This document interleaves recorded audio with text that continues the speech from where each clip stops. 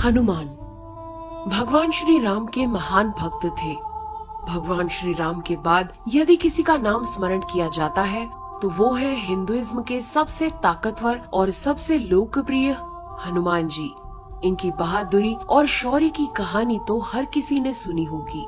इनके किस्से हमने रामायण और महाभारत में भी सुने हैं। हनुमान जी के बिना रामायण पूरी नहीं हो सकती। रामायण काल में जन्मे हनुमान सैकड़ों सालों बाद महाभारत काल में भी जिंदा थे। इनके अस्तित्व को हम त्रेता युग से जानते हैं।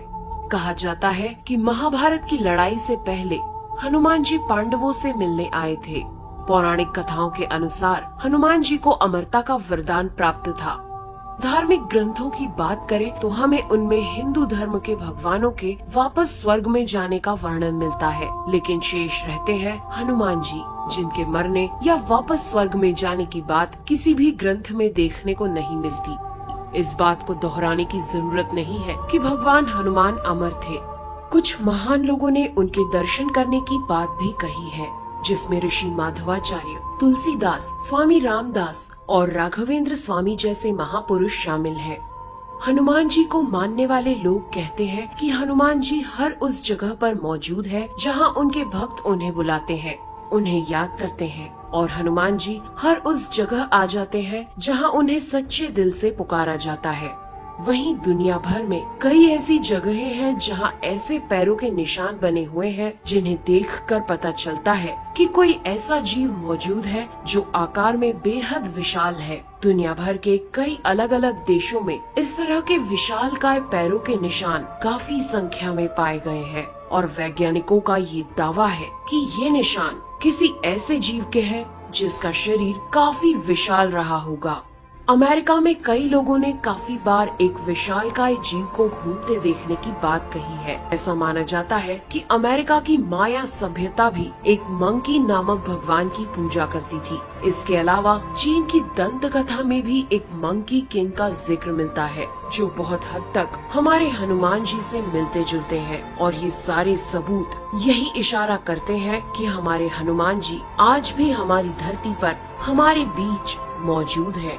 इस बात का प्रमाण हमें श्रीलंका में रह रहे एक आदिवासी कबीले से मिलता है। कहते हैं जब भगवान राम ने अपना मानव शरीर छोड़ दिया था, तब हनुमान अयोध्या छोड़ भगवान राम की याद में श्रीलंका के जंगलों में पिदुरु पर्वत की तरफ चले गए, जहां जंगली आदिवासियों ने हनुमान जी की बहुत सेवा की। वहां से वापस लौटते वक्त उनकी भक्ति और सेवा से खुश होकर हनुमान जी ने इस कबीले के लोगों को ब्रह्म ज्ञान का बोध कराया और उन्हें ये वचन दिया कि वे हर 41 साल बाद उनके कबीले के साथ रहने आएंगे और उनकी पीढ़ी को आत्म ज्ञान देंगे। साथ ही हनुमान जी ने उन्हें एक मंत्र भी दिया, काल तंतु कारे चरंती एनर मरिष्णु निर्मुक्तेर कालित्वम अमरिष्णु। और इस मंत्र को देते हुए कहा कि जब भी तुम मेरे दर्शन करना चाहो तब ये मंत्र पढ़ना, मैं पलक झपकते ही आ जाऊंगा।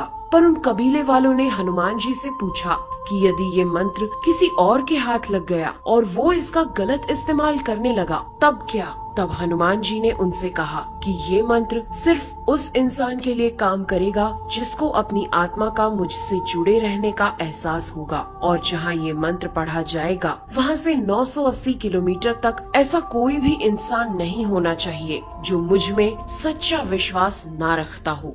खैर, मजेदार बात ये है कि ये जंगली आदिवासी समुदाय आज भी मौजूद है और श्रीलंका के जंगलों में बाहरी समाज से एकदम दूर है। इनका रहन सहन और पहनावा और भाषा भी प्रचलित भाषा से एकदम अलग है।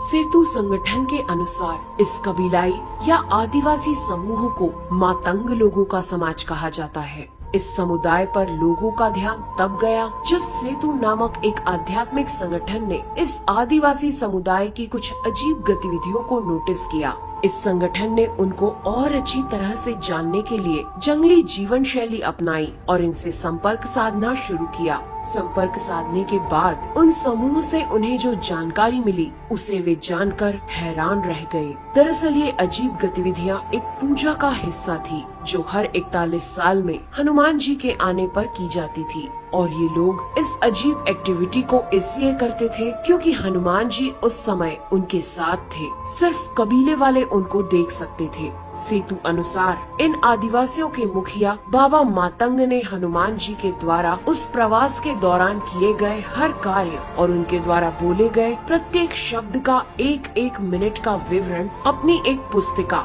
हनु पुस्तिका में नोट किया है। हनु पुस्तिका के अनुसार हनुमान जी 27 मई 2014 में कबीले वालों को आत्मज्ञान देकर वहां से चले गए और इसके बाद अब वे 41 साल बाद यानी कि 2055 में आएंगे। ये पुस्तिका अब सेतु एशिया नाम के एक धार्मिक संगठन के पास है और वो लोग इस पुस्तक को पिदुरु पर्वत की तलहटी में स्थित अपने आश्रम में समझकर इसका आधुनिक भाषाओं में अनुवाद करने में जुटे हुए हैं ताकि हनुमान जी के चिरंजीवी होने के रहस्य को जाना जा सके। लेकिन इन आदिवासियों की भाषा पेचीदा और हनुमान जी की लीलाएं उससे भी पेचीदा होने के कारण इस पुस्तिका को समझने में काफी समय लग रहा है। दोस्तों, आज के एपिसोड में बस इतना ही।